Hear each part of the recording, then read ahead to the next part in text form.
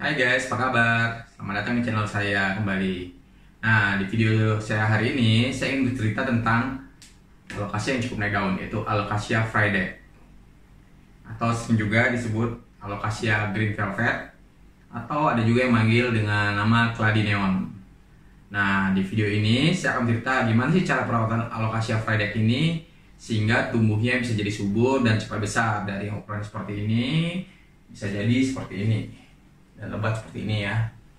Nah, di video ini saya juga akan cerita tentang asalnya Alocasia Frydek ini dari mana, dan sebenarnya Alocasia Frydek ini jenisnya apa sih, Alocasia atau Clady, dan bedanya di mana sih antara Alocasia dan Clady, atau sebenarnya sama. Oke, ingin tahu lebih jelasnya, ikutin terus ya video ini sampai akhir.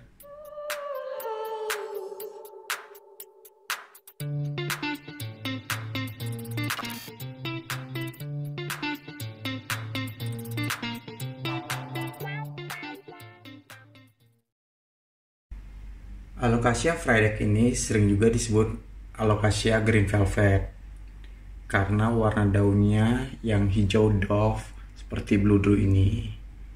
Alocasia ini sering juga dipanggil Clady Neon karena tulang daunnya yang jelas berwarna putih dan memantulkan cahaya terang seperti neon.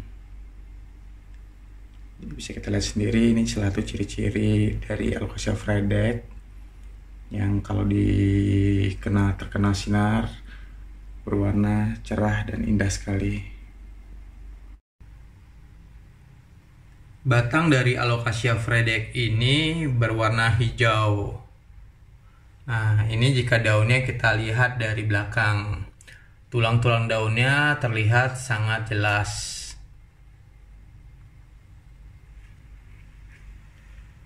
Daun dari Alocasia Frydek ini tidak setebal dari daun Alocasia Black Velvet ataupun Alocasia Dragon Scale.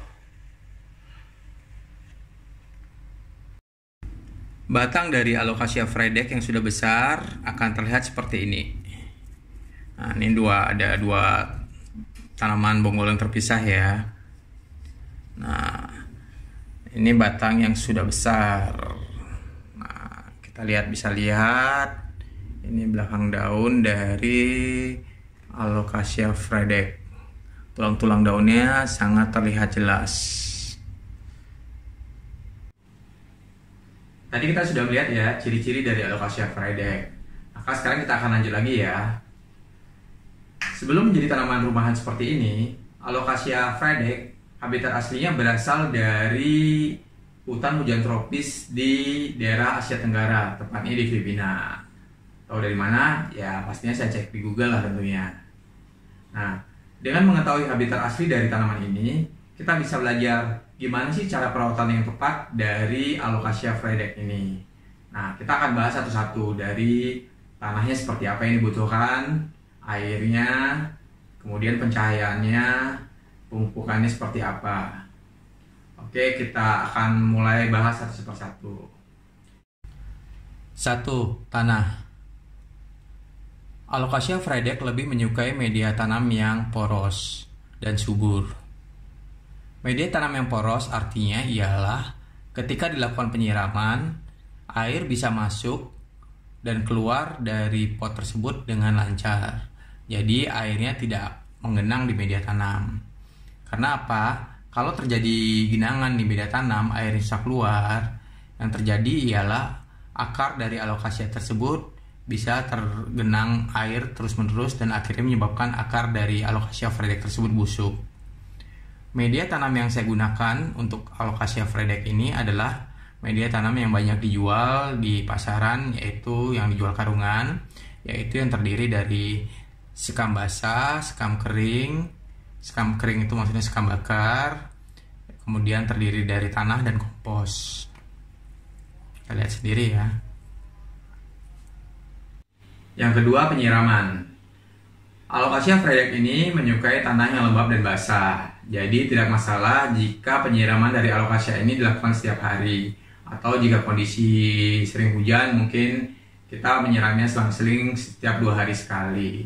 Yang penting yang harus dijaga ialah untuk dipastikan bahwa ketika lakukan penyiraman jangan sampai air yang kita siramkan itu menggenang. Karena apa? Ketika airnya menggenang, yang ada akar atau bonggol dari alocasia ini terendam air secara terus-menerus yang mengakibatkan bonggol tersebut bisa menjadi busuk, dan akhirnya ketika bonggol yang busuk, tanamannya juga ikut mati. 3. Kebutuhan akan sinar matahari. Alocasia Fredek ini tidak menyukai tempat yang terlalu gelap. Jadi misalnya kita terlalu suka nih sama Alocasia Fredek ini, kemudian kita pindahkan ke kamar dengan harapan bahwa setiap kita mau tidur dan setiap bangun tidur kita bisa melihat Alocasia Fredek ini untuk pertama kalinya. Yang ada, tanaman Alocasia Fredek ini tidak tumbuh dengan baik karena Alocasia Fredek ini tetap membutuhkan sinar matahari untuk kebutuhan fotosintesnya melalui daun ini. Jadi yang di belakang saya dan Alocasia Fredek yang ini sebenarnya saya taruh di luar dan di teras. Namun hanya untuk kebutuhan video saya pindahkan ke sini. Nah, tapi yang perlu diingat juga, Alocasia Fredek nggak bisa nih kena sinar matahari dengan intensitas tinggi secara terus-menerus. Karena apa? Ketika terkena sinar matahari secara terus-menerus dengan intensitas tinggi, daun tanaman dari Alocasia Fredek ini bisa terbakar dan berwarna kuning. Akhirnya daun tersebut bisa mati. Nah, di sini salah satu perbedaan antara alocasia dan keladi, di mana kebutuhan sinar matahari untuk alocasia mungkin tidak setinggi kebutuhan sinar matahari untuk keladi. Jadi kalau keladi ini terkena sinar matahari dengan intensitas yang lebih tinggi, yang ada keladinya daunnya akan lebih besar, warna-warnanya akan lebih keluar, jadi warna merahnya akan lebih keluar, warna hijaunya juga akan lebih hijau, ataupun yang ini keladinya bisa berwarna lebih putih dibandingkan kalau keladi ini kita simpan atau kita tempatkan di daerah yang tidak terlalu kena sinar matahari. Jadi keladi lebih suka intensitas cahaya matahari yang lebih tinggi dibandingkan dengan alocasia. Jadi misalnya kita mempunyai tempat yang lebih banyak terkena sinar matahari, ya mungkin keladi akan lebih cocok. Namun jika untuk alocasia ini kita bisa menyimpannya di teras atau di pohon atau di bawah di halaman yang ada lindungan paranetnya. Keempat, pemupukan. Alocasia Fredek ini bisa diberikan pupuk secara teratur setiap 2 minggu sekali ataupun setiap minggu sekali. Nah, pupuk yang digunakan bisa menggunakan kotoran hewan ataupun pupuk yang banyak dijual di pasaran, yaitu misalnya pupuk daun, misalnya contohnya Growmore ataupun Gandasilde, di mana kandungan pupuk daun ini kadar N-nya tuh tinggi. Nah, kadar N yang tinggi itu dibutuhkan daun untuk berkembang dengan baik. Atau bisa juga menggunakan pupuk NPK, di mana kandungan N, P, dan K-nya cukup merata. Jadi pertumbuhan daun, batang, dan akarnya juga terpenuhi dengan lebih baik. Kelima, cara memperbanyak Alocasia Fredek.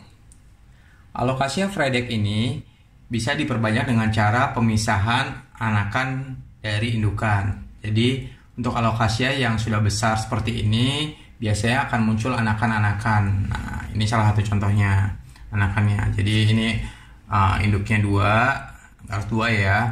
Nah, bisa muncul anakan seperti ini. Nah, anakan yang ini bisa tinggal kita pisahkan. Dipisahkan, kita ambil bonggolnya, kemudian kita tanam terpisah. Ketika tanam terpisah, nanti alocasia ini akan tumbuh lebih cepat membesar. Ini adalah bonggol dari anakan Alocasia Fredek yang sudah kita pisahkan. Jadi tadi saya pisahkan anakan dari Alocasia Fredek ini dari indukannya. Saya gali, kemudian saya dapatkan bonggolnya seperti ini. Kita lihat ya akarnya. Ini bonggolnya sendiri. Ini akar-akarnya. Salah satu cara perawatan Alocasia Fredek ialah dengan melakukan pemangkasan jika daunnya sudah berwarna kuning seperti ini. Jadi daun yang sudah kuning ini juga menyerap energi. Jadi daripada energi tanaman ini dihabiskan untuk merontokkan daunnya, jadi lebih baik kita bantu dengan kita potong tanaman ini. Jadi kita potong saja seperti ini dan seperti ini. Oke. Nah, potongannya nanti kita buang di tempat yang berbeda. Jangan ditinggalkan di pot alocasia ini.